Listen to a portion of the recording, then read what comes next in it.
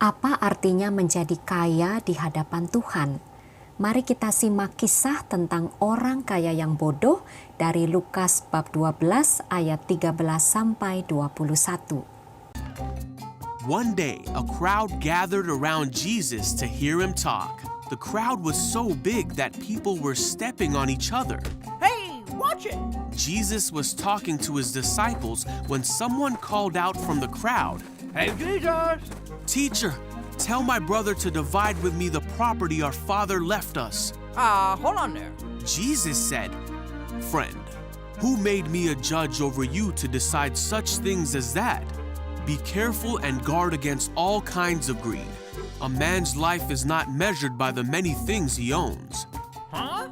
Then he told them a story. A rich man had a fertile farm that produced fine crops. He said to himself, "What should I do? I don't have room for all my crops." I got it. Then he said, "I know. I'll tear down my barns and build bigger ones.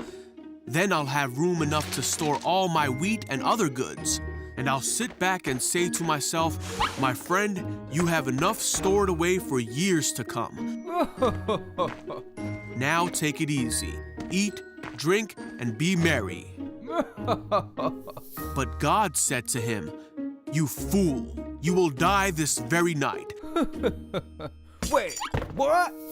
Then who will get everything you worked for?' Yes, a person is a fool to store up earthly wealth, but not have a rich relationship with God." Saudara, di dunia ini ada banyak orang yang ambisinya menjadi kaya. Maka fokus hidup mereka lebih banyak mencari uang dan harta, sebab mereka pikir segala hal bisa diperoleh dengan kekayaan. Maka orang-orang yang demikian lebih sering memikirkan keselamatan raga daripada keselamatan jiwa mereka.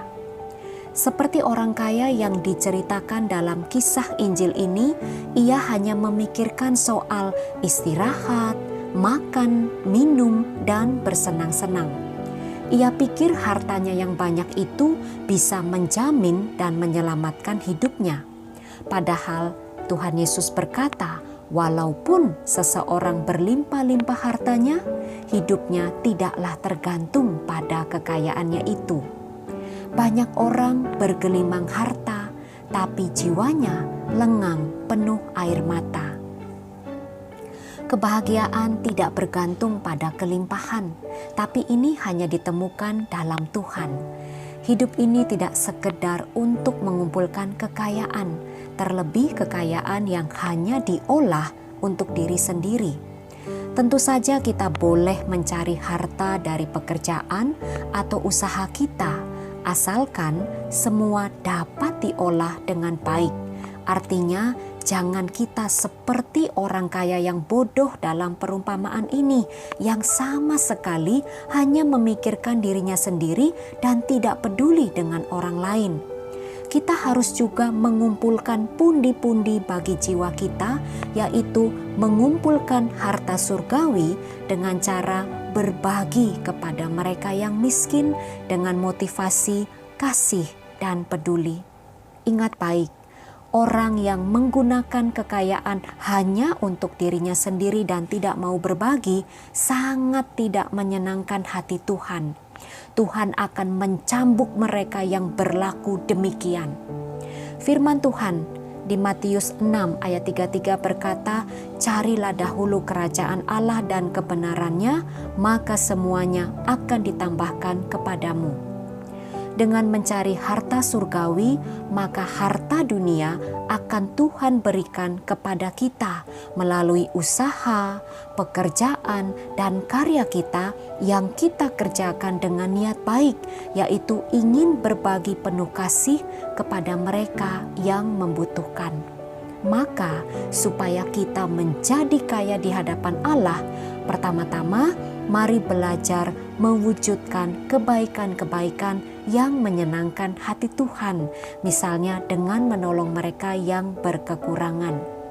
Yang kedua, mari belajar meningkatkan kehidupan rohani kita supaya kita semakin peka untuk bisa membedakan mana yang sesuai kehendak Tuhan dan mana yang tidak.